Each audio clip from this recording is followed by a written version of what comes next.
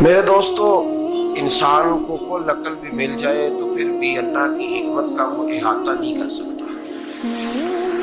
رب کریم کو زیادہ پتہ ہے کہ ہمارے لیے کون سی چیز بہتر ہے اور کون سی چیز ہمارے لیے نقصان کا باعث ہے۔ اللہ تبارک و تعالیٰ کی حکمت یہ چاہتی ہے کہ میرے بندے پریشان نہ ہوں۔ رب یہ چاہتا ہے کہ میرے بندے کسی جگہ پہ بھی دقت اور پریشانی کا شکار نہ ہو، تو اللہ تبارک و تعالیٰ نے راہ اعتدال اختیار کرنے کا حکم ارشاد فرمایا کہ تم اعتدال کے رستوں پہ چلو، معتدل زندگی گزارو، افراط و تفریط سے بچو۔ آج اس معاشرے میں ہم وقت گزار رہے ہیں، اس معاشرے میں ہم اس بات کو سمجھنے سے قاصر ہیں کہ اصل ہمارا مسئلہ کیا ہے۔ ہمارا اصل جو مسئلہ ہے اس کی شناخت ہمیں کیسے ہوگی اور ہم پھر اس تک رسائی کس انداز میں حاصل کر پائیں گے۔ ہم ہمیشہ اپنی آمدن بڑھانے کے چکر میں رہتے ہیں،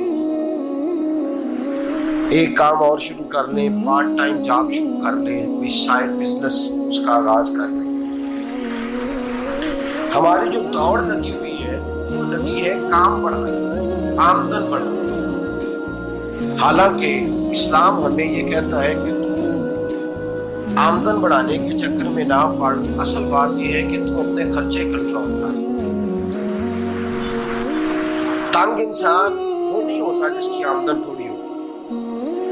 یہ توجہ کیجیے گا میری بات، یہ قیمتی بات ہے اور گفتگو ساری کا لب لباب ہے۔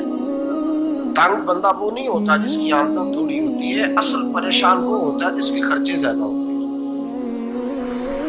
اور ہمارا جو روز مرہ کا نقصان ہو رہا ہے وہ آمدن کے معاملات میں نہیں ہو رہا۔ بنیادی نقص جو واقعہ ہو رہا ہے وہ یہ ہے کہ ہمارے اخراجات زیادہ ہیں اور وہ اخراجات کسی اور نے نہیں بڑھائے، وہ خرچے ہم نے خود بڑھا لیے ہیں اور اب ہمیں اس کا نقصان بھگتنا پڑ رہا ہے۔ اور اگر آپ صحیح معنوں میں ٹٹولیں تو جو بہت امیر لوگ ہیں وہ تو ان خرچوں سے بچ گئے۔ میں نے بہت سارے ایسے خدمات میں شرکت کی ہے، میں بہت ساری ایسی جگہوں پہ گیا ہوں کہ جہاں لوگوں نے بڑا مختصر سا ختم دلایا ہے تو ہو گیا ہے ختم۔ ختم کے معاملے میں کب کسی نے پابندی لگائی ہے کہ اس میں 200 آدمی شریک ہوگا تو تب یہ سال ثواب صحیح ہو سکے گا؟ کون کہتا ہے؟ یا شادی کے موقع پر اگر سارے بہن بھائیوں کو نہ بلایا گیا تو میری شادی پایا تکمیل تک نہیں پہنچے گی، اس میں برکت نہیں ہوگی، یہ کس نے فتویٰ دیا ہے؟ معتدل زندگی کا اسلام حکم دیتا ہے۔ میں پڑھ رہا تھا کہ ایک بہت بڑا صدر ہے، غالباً سوڈان کے صدر کی بات ہو رہی تھی، تو اپنے بیٹے کی بارات لے کے گیا تو 4 لوگ گئے ہیں بارات اور 15 لوگوں کا اس نے اہتمام کیا اپنے گھر میں کھانا کھانے کا۔ تو کیا شادی ہو گئی کہ رک گئی؟ تو بھائی راگ علامتہ اس بات کا کہ بڑی پریشانی ہے کہ سائیڈ بزنس شروع کیا جائے فلان جگہ فلان جگہ فلان جگہ، تو اصل معاملہ یہ ہے کہ پہلے ایک بندہ کماتا ہے تو پھر بھی گھر ہی چلتا ہے، پھر بڑا بیٹا ساتھ شامل ہوتا ہے تو پھر بھی گھر ہی چلتا ہے، پھر منجلا بیٹا شامل ہوتا ہے تو پھر بھی گھر ہی چلتا ہے۔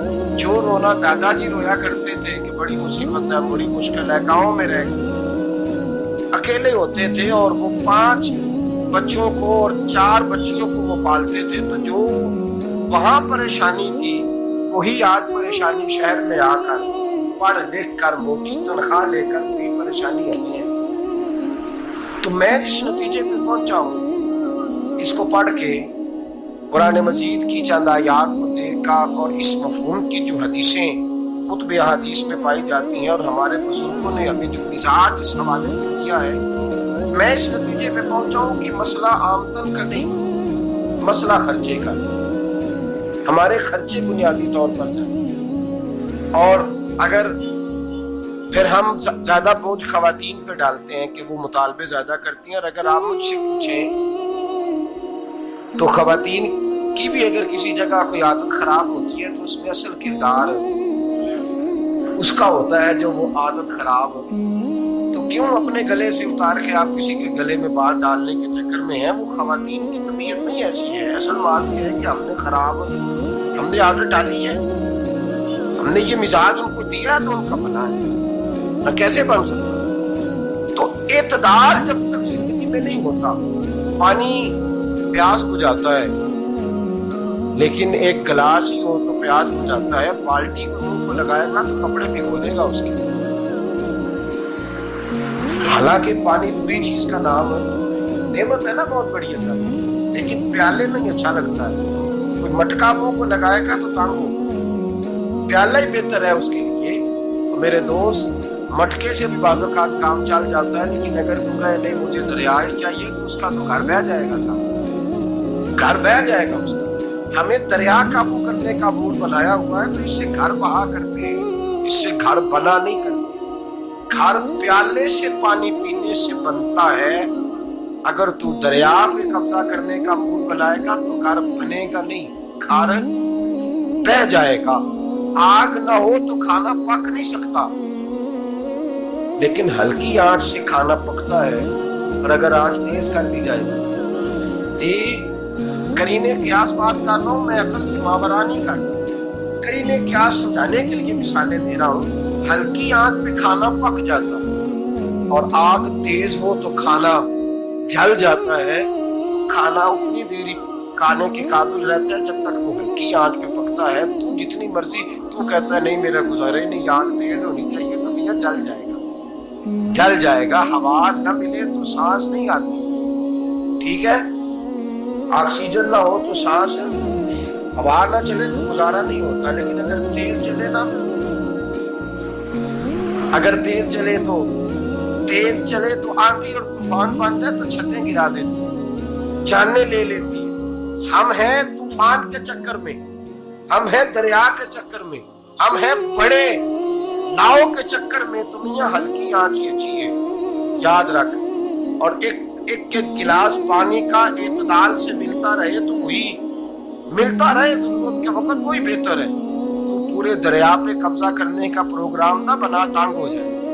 اور میرے عزیز یاد رکھ, آواز سانس لینے کے مطابق ملے تو وہی اچھی ہے, جو سانس بند کرنے پہ آ جائے وہ ہوا اچھی ہے.